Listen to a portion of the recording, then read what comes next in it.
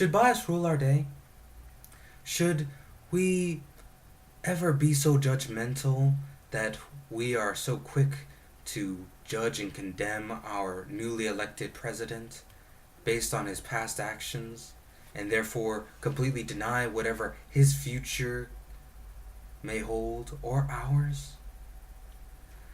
Such as the assault on health and safety begins, an author of an editorial does condemn our newly elected president. He goes against the slogan of "Make America Great Again." And yet, there are so many weak points to this claim. Their evidence is not specific.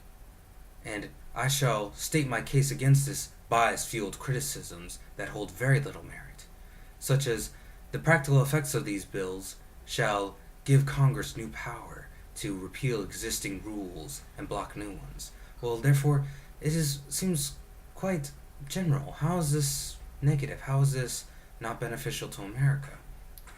They claim later on that, this, well, I should say these bills will attack such acts such as the Clean Air Act, but not directly.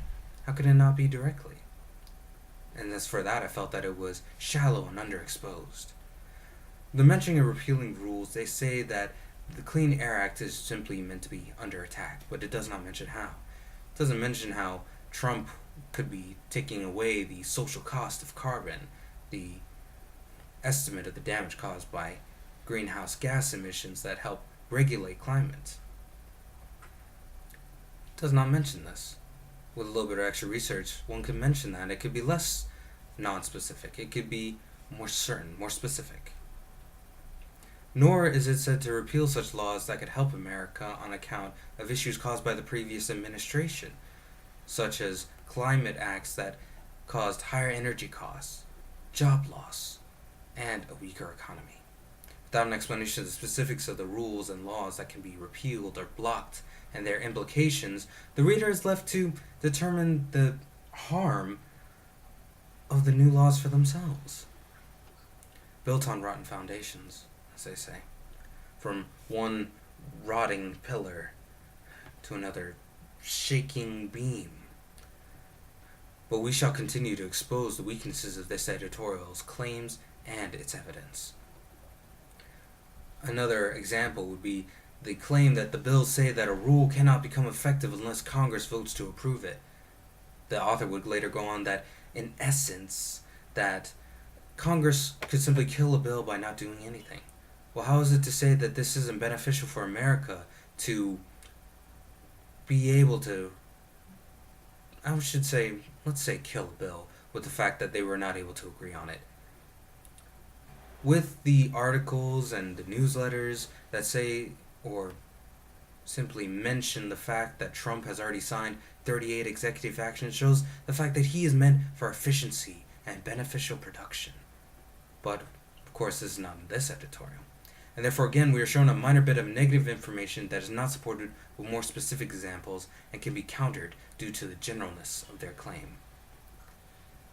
And with the final being that lays divided, those who can look upon this house of argumentation will give only their word that the beams will hold, even though they do not know what they are made of. And by this I mean that we don't know the specifics of these claims, such as a historical example when environmentalists were able to tear down a similar bill a year previous to 2016. We are given the names of the Democrats, yet we are not given the names of the environmentalists nor the bill. And with a little bit of research, I can easily tell you that there are over 4,000 bills that get pushed forward each year. But doesn't mean that over 4,000 are enacted. No. But the environmentalists may have torn it down, but they've torn down simply one of thousands, without specific names, without specific reasons. It shows the fact that it holds very little value against Trump's administrative choices. I shall conclude that this argument, though maybe morally and specifically just certainly right that it may deregulate and weaken corporate America, I have shown the weak points in the evidence used to support this claims. That is, generality and ambiguity does not support or provide proper support for its arguments.